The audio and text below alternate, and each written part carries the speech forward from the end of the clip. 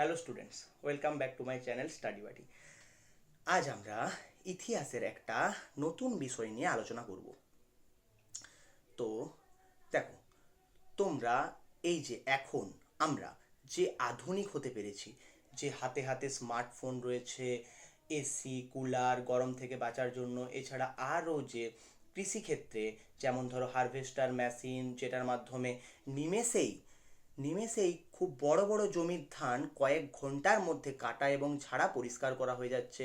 এগুলো কিন্তু আগে এমনটা ছিল না। আগে মানুষ দিনের পর দিন কষ্ট করে নিজে হাতে করে সেই ধানকে কেটে কিংবা কোনো বস্ত্র বানানো থেকে শুরু করে কোনো লোহার জিনিসপত্র বানানো, এগুলো সব ক্ষেত্রেই মানুষ নিজে হাতে দিনের পর দিন চেষ্টা করে তবে করতে পারতো।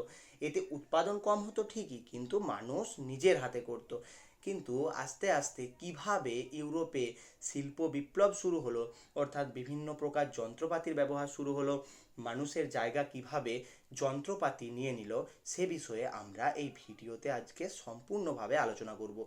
আর আমরা আলোচনা করব কিভাবে দেশগুলো শক্তিশালী হবার পরে উপনিবেশ গঠনের জন্য যুদ্ধে লিপ্ত হয়েছিল এবং প্রথম বিশ্বযুদ্ধ, ফার্স্ট ওয়ার্ল্ড ওয়ার কিভাবে শুরু হয়েছিল এবং গোটা বিশ্ব কিভাবে সেই প্রথম বিশ্বযুদ্ধে অংশগ্রহণ করেছিল, জড়িয়ে পড়েছিল। তো প্রথম থেকে শেষ পর্যন্ত কিন্তু তোমরা অবশ্যই দেখো, আর ভিডিওটা যদি ভালো লাগে তবে অবশ্যই তোমরা লাইক, এবং যদি কোনো অসুবিধা থাকে তাহলে কমেন্টে জানাতে পারো। এছাড়া বন্ধুদের সঙ্গে অবশ্যই একবার শেয়ার করো, যাতে তারাও এই ভিডিওটা দেখে কিছু না কিছু উপকৃতভাবে উপকৃত হতে পারে। তো প্রথম বিশ্বযুদ্ধ কারণ ও ফলাফল সম্পর্কে একটা বিস্তারিত ভিডিও আমি পরে বানাবো এবং তোমাদের কাছে উপস্থাপনা করব। পড়াশোনা হবে সহজ ও মজার। ইতিহাস, বিজ্ঞান, ভূগোল ও জিকের নানা রহস্য নিয়ে আসছে স্টাডি বাডি 07।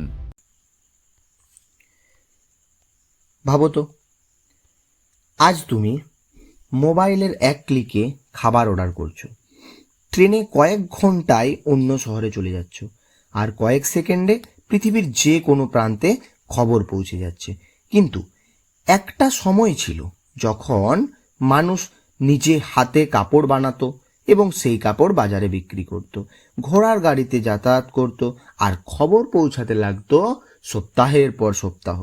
তারপর হঠাৎ ইউরোপে এমন কি ঘটনা ঘটল যার পরে পুরো পৃথিবীর ইতিহাস বদলে গেল। কারখানায় মেশিন চলতে শুরু করলো, স্টিম ইঞ্জিন ছুটলো রেল লাইনে, ইউরোপের দেশগুলো হয়ে উঠল ভয়ঙ্কর শক্তিশালী। আর এই শক্তির লড়াই থেকেই জন্ম নিল সাম্রাজ্যবাদ, উপনিবেশ দখলের প্রতিযোগিতা এবং শেষ পর্যন্ত ভয়াবহ প্রথম বিশ্বযুদ্ধ। আজকের ভিডিওতে আমরা একদম গল্পের মতো করে বুঝব শিল্প বিপ্লব কি, কেন ইংল্যান্ডেই প্রথম শিল্প বিপ্লব হয়েছিল, ইউরোপ কিভাবে এশিয়া আফ্রিকা দখল করল, আর কিভাবে পুরো পৃথিবী জড়িয়ে পড়ল প্রথম বিশ্বযুদ্ধে। তো চলো শুরু করা যাক। শিল্প বিপ্লবের আগে পৃথিবী কেমন ছিল? শিল্প বিপ্লব বুঝতে গেলে কিন্তু আগে জানতে হবে শিল্প বিপ্লবের পূর্ববর্তী পৃথিবীর মানুষজন কেমন ছিল। সেই সময় বেশিরভাগ মানুষ কিন্তু বাস করত গ্রামে। মানুষের প্রধান পেশা ছিল কৃষিকাজ। আর যেসব জিনিস মানুষ ব্যবহার করত, যেমন কাপড়, জুতো, বাসন, কাগজ, সব কিছুই কিন্তু তৈরি করত মানুষ নিজে হাতে, অর্থাৎ ছোট ছোট কারিগররা।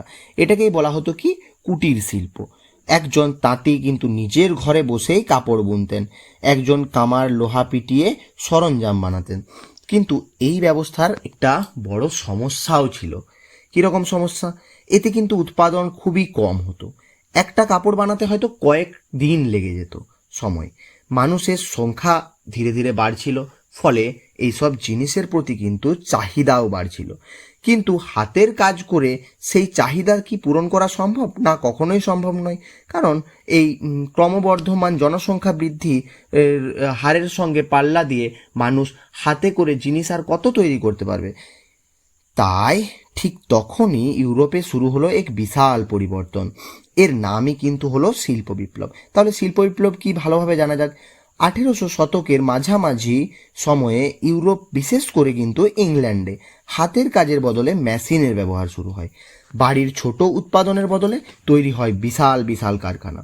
মেশিনের সাহায্যে অল্প সময়ে অনেক বেশি জিনিস উৎপাদন করা সম্ভব হয়। এই পরিবর্তন এত বড় ছিল যে এটাকে বিপ্লব বলা হয়।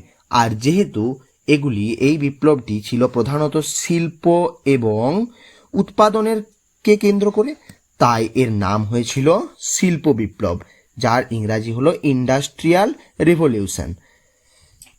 এরপরে আমরা জানবো বস্ত্র শিল্পে বিপ্লব কি। দেখো, শিল্প বিপ্লবের প্রথম শুরু হয়েছিল কিন্তু বস্ত্র শিল্পে, কারণ বেশিরভাগ মানুষের প্রাথমিক চাহিদা হচ্ছে বস্ত্র অর্থাৎ কাপড়ে। আগে একজন তাঁতি হাতে সুতা কাটতেন এবং কাপড় বুনতেন, এতে সময় লাগতো অনেক। ফলে কি হলো, তারপর একের পর এক নতুন মেশিনের আবিষ্কার হলো। নিম্নে দেখো, এই পরবর্তী পর্যায়ে আমরা এই মেশিনগুলো সম্পর্কে সুন্দরভাবে আলোচনা করে যাব। দেখো, প্রথম যে মেশিন এর কথা আমরা আলোচনা করব সেটি হচ্ছে স্পিনিং জেনি। এই মেশিন কিন্তু একসাথে অনেক সুতো কাটতে পারতো, ফলে উৎপাদনও বাড়তে শুরু করলো। এরপরে ওয়াটার ফ্রেম, জলের শক্তি ব্যবহার করে সুতো তৈরি করা হতো। পাওয়ার লোম, অর্থাৎ এই মেশিনে কাপড় বোনার কাজ দ্রুত হয়ে যেত। আগে একজন তাঁতি একটি কাপড় বুনতে দিনের পর দিন সময় লাগাতো, কিন্তু এই মেশিন আবিষ্কারের পর কয়েক গুণ বেশি কাপড় তৈরি করতে লাগলো, ফলে কারখানার সংখ্যাও বাড়তে থাকলো। পরবর্তী অংশে আমরা জানবো স্টিম ইঞ্জিন ও পরিবহনে বিপ্লব। অর্থাৎ এই যে সব জিনিসগুলো তৈরি হচ্ছে, এগুলো তো পরিবহন ব্যবস্থার প্রয়োজন, অর্থাৎ মানুষের কাছে পৌঁছে দেবার জন্য সেটার কোনো পরিবহন ব্যবস্থা অবশ্যই প্রয়োজন। সেই পরিবহন ব্যবস্থার কিভাবে উন্নত হতে লাগলো। শিল্প বিপ্লবের সবচেয়ে গুরুত্বপূর্ণ আবিষ্কার ছিল কিন্তু স্টিম ইঞ্জিন। জেমস ওয়াট এই স্টিম ইঞ্জিনকে উন্নত করেছিলেন। স্টিম অর্থাৎ বাষ্পের শক্তি ব্যবহার করে কিন্তু এই ইঞ্জিন চলতো। এই আবিষ্কার পুরো পৃথিবীকে বদলে দেয়। এরপর রেলপথে উন্নতি হয়েছিল। রেলপথে কিভাবে উন্নতি হয়েছিল? স্টিম ইঞ্জিন ব্যবহার করে রেলগাড়িগুলিকে চালানো শুরু করা হয়। আগে এক জায়গা থেকে অন্য জায়গায় জিনিস নিয়ে যেতে হয়তো গরুর গাড়ি, ঘোড়ার গাড়ি করে লাগতো প্রচুর সময়, কিন্তু এই রেলপথ বা রেল আবিষ্কারের ঠিকঠাকভাবে যখন আবিষ্কার হলো, তারপর থেকে জিনিস নিয়ে যেতে সময় লাগতো খুবই কম। এর ফলে কি হলো, ব্যবসা বাড়লো, শহরগুলোর মধ্যে যোগাযোগ বাড়লো। এবং শুধুমাত্র রেলপথের মধ্যেই কিন্তু থেমেছিল না। এরপর আবিষ্কার হলো স্টিম জাহাজ, অর্থাৎ সমুদ্রপথে ব্যবসা বাণিজ্য শুরু হয়েছিল। সমুদ্রপথে স্টিম জাহাজ চালু হয়। এর ফলে ইউরোপের দেশগুলো সহজে এশিয়া ও আফ্রিকায় পৌঁছাতে পারলো, ফলে তাদের বাণিজ্য, ব্যবসা ইত্যাদি ফুলে ফেঁপে উঠলো, আরও বাড়তে থাকলো।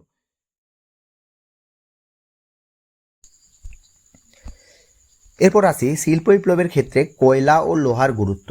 শিল্প বিপ্লবের ক্ষেত্রে এই দুটো জিনিস, লোহা এবং কয়লা, এদের গুরুত্ব ছিল অপরিসীম। কারণ একটা কারখানা চালাতে আমরা সকলেই জানি কয়লার কতটা গুরুত্ব। এছাড়া রেল ইঞ্জিন নির্মাণ, এছাড়া মেশিন, বিভিন্ন ধরনের অস্ত্রশস্ত্র ইত্যাদি নির্মাণে লোহারও ব্যবহার ছিল অপরিহার্য। ব্লাস্ট ফার্নেস ব্যবহারের ফলে লোহাকে দ্রুত গলানো সম্ভব হয়। তাই এই কয়লা এবং লোহা শিল্প বিপ্লবের ক্ষেত্রে সবচেয়ে গুরুত্বপূর্ণ জিনিস ছিল। এরপর আসি যোগাযোগ ব্যবস্থার উন্নতি। দেখো, আগে খবর পাঠাতে আমরা জানি অনেক সময় লাগতো, ফলে কি হতো, অপর প্রান্তের সঙ্গে যোগাযোগ করা সহজে সম্ভব হতো না। এর ফলে নানা রকম অসুবিধার সম্মুখীন হতে হতো। কিন্তু টেলিগ্রাফ আবিষ্কারের পর মুহূর্তের মধ্যে খবর পাঠানো সম্ভব হয়। এতে ব্যবসাও দ্রুত বাড়ে, যুদ্ধ পরিচালনা সহজ হয়, সরকার সহজে যোগাযোগ করতে পারে। দেখো, গুরুত্বপূর্ণ যে প্রশ্ন সেটা হলো, কেন ইংল্যান্ডেই প্রথম শিল্প বিপ্লবটা শুরু হয়েছিল? এটা পরীক্ষার জন্য খুবই গুরুত্বপূর্ণ প্রশ্ন। বিগত বছরের প্রশ্ন দেখলে তোমরা দেখতে পাবে, এটা প্রত্যেক পরীক্ষায় ম্যাক্সিমাম পরীক্ষাতে এই প্রশ্নটা অবশ্যই পড়েছে। তো চলো এটা নিয়ে আলোচনা করা যাক। প্রাকৃতিক সম্পদের প্রাচুর্যতা ছিল ইংল্যান্ডে। প্রচুর পরিমাণে প্রাকৃতিক সম্পদ পাওয়া যেত, যেমন কয়লা, লোহা ইত্যাদি। এগুলো কিন্তু একটা কারখানা চালাতে খুবই দরকার। খুবই গুরুত্বপূর্ণ জিনিস, আগেই যেটা বললাম। তাহলে এই সব সম্পদের প্রাচুর্য ছিল ইংল্যান্ডে। এছাড়া উপনিবেশ, অর্থাৎ ইংল্যান্ডের অনেক উপনিবেশ ছিল, যেমন ভারত, আফ্রিকার অঞ্চল, আমেরিকার উপনিবেশ ইত্যাদি। এখান থেকে তারা সস্তায় শিল্প তৈরির জন্য যে কাঁচা মাল সেগুলো আমদানি করত। এছাড়া বড় বাজার, কারখানায় যে উৎপাদিত তাদের জিনিসগুলো সেগুলো তো বাজারে পরিবহন মানে বাজারে নিয়ে যেতে হবে, বিক্রি করতে হবে, তবেই না শিল্প উন্নত হবে এবং টাকা পয়সা আমদানি হবে।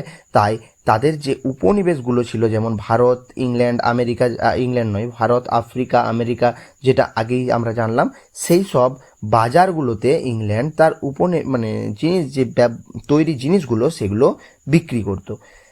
এরপর পরবর্তী আরও যে গুরুত্বপূর্ণ বিষয় সেটা হচ্ছে রাজনৈতিক স্থিতিশীলতা। ইংল্যান্ডে তুলনামূলক রাজনৈতিক শান্ত পরিবেশ ছিল। অন্যদিকে ইউরোপের অনেক দেশে যুদ্ধ ও অস্থিরতা চলছিল। এছাড়া পুঁজির প্রাচুর্য, অর্থাৎ টাকা পয়সার প্রাচুর্যতা, যেটা একটা শিল্প তৈরি করতে সব থেকে গুরুত্বপূর্ণ। তোমার কাছে টাকা নেই, তুমি কিভাবে একটা শিল্প তৈরি করতে পারবে? ইংল্যান্ডের ব্যবসায়ীরা কিন্তু ছিল অনেক ধনী। তারা নতুন কারখানা তৈরিতে টাকা ইনভেস্ট অর্থাৎ বিনিয়োগ করত। যেমন এখন রতন টাটা মহাশয় তো মারা গেছেন, তো এখন আম্বানি যেমনভাবে বিভিন্ন আমাদের যে শিল্প কারখানাগুলোতে ইনভেস্ট করে রাখেন, নিজেদের শেয়ার কিনে রাখেন, সেইভাবে আগে ইংল্যান্ডের বিনিয়োগকারীরাও কিন্তু ওই বিভিন্ন শিল্প কারখানা তৈরিতে নিজেদের যে ব্যবসার টাকা সেটাকে ইনভেস্ট করে রাখতো। পরবর্তী আরও যেটা গুরুত্বপূর্ণ বিষয় সেগুলো ছিল বৈজ্ঞানিক উন্নতি। ইংল্যান্ড বিজ্ঞান ও প্রযুক্তিতে ভীষণভাবে উন্নত ছিল। নতুন নতুন আবিষ্কার দ্রুত ব্যবহার করা হচ্ছিল। এছাড়া শিল্প বিপ্লব ঘটার জন্য যে জিনিসগুলোর প্রয়োজন সমস্ত জিনিসগুলোই ইংল্যান্ডে মজুদ ছিল সে সময়। তো এরপরে শিল্প বিপ্লবের প্রভাব। শিল্প বিপ্লব পৃথিবীতে একটা বিশাল পরিবর্তন এনেছিল। কিন্তু যে কোনো জিনিসেরই আমরা জানি সমস্ত জিনিসেরই একটি ভালো দিক এবং একটি খারাপ দিক আছে। তো ইতিবাচক প্রভাবগুলি ছিল উৎপাদন বৃদ্ধি, অর্থাৎ আগেই বললাম যে হাতে করে একটা কাপড় বুনতে 4 দিন সময় লাগতো। ফলে মানুষের যে সংখ্যাটা বাড়তে থাকলো, চাহিদা বাড়তে থাকলো। এরপরে উৎপাদন যদি না বাড়ে তাহলে মানুষের মধ্যে তো একটা বিবাদ সৃষ্টি হবে এবং মানুষের মধ্যে একটা নেতিবাচক প্রভাব তৈরি হবে। তাই কি হলো, মেশিনের সাহায্যে অনেক দ্রুত উৎপাদন করা সম্ভব হলো। তখন মানুষের চাহিদাও পূরণ হতে লাগলো। এছাড়া যোগাযোগ ব্যবস্থার উন্নতি, যেমন রেল, জাহাজ, টেলিগ্রাম মানুষের জীবন বদলে দিল। কয়েক মুহূর্তে কোথাও যাওয়া থেকে শুরু করে খবর পাঠানো টেলিগ্রাফের মাধ্যমে ইত্যাদি খুবই সহজ হলো। এছাড়া হলো নগরায়ন, অর্থাৎ কারখানার আশেপাশে নতুন শহর গড়ে উঠতে লাগলো। গ্রামের মানুষজন কাজের জন্য শহরে আসতে শুরু করলো। এছাড়া বিজ্ঞান ও প্রযুক্তির উন্নতি, যেমন নতুন নতুন আবিষ্কার হতে থাকে। এর ফলে বিজ্ঞান ও প্রযুক্তির উন্নতির ফলে মানুষজনের মডার্ন হতে থাকে, আস্তে আস্তে আধুনিক হতে থাকে। কিন্তু এর নেতিবাচক প্রভাব কিছু ছিল, যেমন শ্রমিকদের দুরবস্থা। কারখানার মালিকরা শ্রমিকদের দিয়ে অনেক বেশি কাজ করাতো। কম মজুরি, দীর্ঘ সময় কাজ, অস্বাস্থ্যকর পরিবেশ সবই ছিল একটা সাধারণ ঘটনা। কম টাকা দিয়ে বেশি পরিমাণে খাটিয়ে নেওয়া ইত্যাদি এই বিষয়গুলো তো ছিলই। তো এরপরে আরও যেটা সব থেকে নির্মম জিনিস সেটা হলো ছোট ছোট বাচ্চাদেরও কিন্তু কারখানায় কাজ করানো হতো। তাদেরও কিন্তু কোনো রেহাই ছিল না, তাদেরকেও হাড়খাটা পরিশ্রম করতে হতো। এরপরে সৃষ্টি হলো বস্তির। শহরে হঠাৎ অনেক মানুষ আসায় বস্তি তৈরি হয়। এখন কুটির শিল্পের ধ্বংস হতে লাগলো। কারখানার সস্তা জিনিসের জন্য ছোট ছোট কারিগররা কাজ হারাতে লাগলো। যারা এতদিন বাড়িতে হাতে করে বিভিন্ন লোহা দিয়ে কিংবা সুতো দিয়ে কাপড় বানানো থেকে লোহা দিয়ে জিনিসপত্র তৈরি, তাদের কাজ বন্ধ হয়ে গেল। ভারতীয় তাঁতিরা সব থেকে বেশি ক্ষতিগ্রস্ত হয়েছিল। পরবর্তী আমরা আসি সাম্রাজ্যবাদ কি। শিল্প বিপ্লবের পরে ইউরোপের দেশগুলি শক্তিশালী হয়ে ওঠে, কিন্তু তাদের একটা সমস্যা ছিল। কারখানায় এত বেশি জিনিস উৎপাদন হচ্ছিল যে তাদের দরকার ছিল আরও কাঁচামাল এবং নতুন বাজার। এছাড়া সবথেকে বেশি দরকার সস্তায় শ্রমিক পাওয়া, অর্থাৎ কম খরচে শ্রমিক পাওয়া। তাই তারা এশিয়া ও আফ্রিকা দেশ দখল করতে শুরু করে। এই নীতিকেই বলা হয় সাম্রাজ্যবাদ। এবারে আফ্রিকা দখলের প্রতিযোগিতা। ইউরোপের দেশগুলো আফ্রিকাকে নিজেদের মধ্যে ভাগ করে নিতে শুরু করে। মানে একটা যেমন ছাগল কাটলে মাংস ভাগ হয়, ঠিক সেরকমভাবেই ইউরোপের দেশগুলো আফ্রিকাকে ভাগ করে নিতে শুরু করে। কারণ আফ্রিকা তো ছিল এক প্রকার তখন ছিল বর্বর দেশ, তাদের মধ্যে না ছিল জ্ঞান, না ছিল কোনো কিছু। তাই আফ্রিকার মানুষজনকে এক প্রকার লুটতে থাকে, এক প্রকার তাদেরকে নিয়ে এসে অত্যাচার করতে থাকে এবং কৃতদাসের মতো এক প্রকার খাটাতে থাকে। তো তারা ইউরোপের যে দেশগুলো তারা আফ্রিকাকে নিজেদের মধ্যে ভাগ করে নিল, যে এই জায়গাটা তোমার, এই জায়গাটা আমার, এই জায়গাটা তার, এরকমভাবে। তো ইংল্যান্ড, ফ্রান্স, জার্মানি, বেলজিয়াম সবাই আফ্রিকার অঞ্চল দখল করতে শুরু করলো। এটাকেই বলা হতো স্ক্র্যাম্বল ফর আফ্রিকা। এখন আমাদের সব থেকে দৃষ্টি আকর্ষণ করার বিষয় হলো এই যে শিল্প বিপ্লবটা, এটা ভারতের উপর কেমন প্রভাব ফেলেছিল। তো আমরা জানি ইংল্যান্ডের সব থেকে বড় উপনিবেশ ছিল ভারত। ভারত থেকে ইংল্যান্ড তার প্রয়োজনীয় কাঁচামাল যেমন চা, তুলো, পাট, নীল ইত্যাদি আমদানি করত, আর ইংল্যান্ডের কারখানায় তৈরি জিনিস ভারতে বিক্রি করত। এর ফলে ভারতের কুটির শিল্প ধ্বংস হয়ে যায়, অনেক তাঁতি বেকার হয়ে পড়ে। এখন সব থেকে গুরুত্বপূর্ণ অংশে আসি, যেটা হলো প্রথম বিশ্বযুদ্ধের কারণ। দেখো, সাম্রাজ্যবাদী প্রতিযোগিতা এর মধ্যে অন্যতম। অর্থাৎ সব দেশ কি চাইছিল, আরও উপনিবেশ গড়তে চাইছিল। এতে দেশের মধ্যে সংঘর্ষ বাড়ে। অর্থাৎ যে কোনো দেশ, যারা শক্তিশালী দেশগুলো, সেগুলো কেউ তো আর কারো কাছে নত স্বীকার করছিল না। ফলে এদের মধ্যে সংঘর্ষ ও প্রতিদ্বন্দ্বিতা বাড়তে থাকে। অস্ত্র প্রতিযোগিতা, সব দেশ নিজেদের শক্তিশালী অস্ত্র তৈরি করতে শুরু করেছিল। যেমন জার্মানি, ইংল্যান্ড ইত্যাদি এইসব দেশগুলো আবার নৌবাহিনী বাড়ানোর প্রতিযোগিতায় নেমেছিল। এর থেকে তৈরি হলো জোট ব্যবস্থা। ইউরোপ মহাদেশ দুটি ভাগে ভাগ হয়ে গেল। একটাকে বলা হতো অক্ষ শক্তি বা ট্রিপল অ্যালায়েন্স, আর একটা মিত্র শক্তি, ট্রিপল এন্টিটি। তো অক্ষ শক্তি কোনগুলো? জার্মানি, অস্ট্রিয়া, হাঙ্গেরি, ইতালি, এগুলো ছিল অক্ষ শক্তির অন্তর্গত। আর মিত্র শক্তি ইংল্যান্ড, ফ্রান্স, রাশিয়া, এগুলো ছিল মিত্র শক্তির অন্তর্গত দেশ। তো এখন জাতীয়তাবাদ কি? বিভিন্ন জাতি স্বাধীনতা চাইছিল। বিশেষ করে বলকান অঞ্চলের উত্তেজনা খুব বেড়ে যায়। যুদ্ধের তাৎক্ষণিক কারণ। এখন সবথেকে গুরুত্বপূর্ণ বিষয় হলো যুদ্ধের তাৎক্ষণিক কারণ। 1914 সালে আর্কডিউক ফ্রেঞ্চ ফার্দিনান্দ সারায়েভো শহরে নিহত হন। একজন সার্বিয়ান জাতীয়তাবাদী তাকে হত্যা করে। এই ঘটনা যুদ্ধের আগুন জ্বালিয়ে দেয়। যুদ্ধ শুরু হলো। অস্ট্রিয়া সার্বিয়ার বিরুদ্ধে যুদ্ধ ঘোষণা করে। তারপর জোট ব্যবস্থার কারণে একে একে সব দেশ যুদ্ধে জড়িয়ে পড়ে। পুরো ইউরোপ যুদ্ধক্ষেত্রে পরিণত হয়। মিত্রশক্তি অর্থাৎ ইংল্যান্ড, ফ্রান্স, রাশিয়া ও পরে আমেরিকা।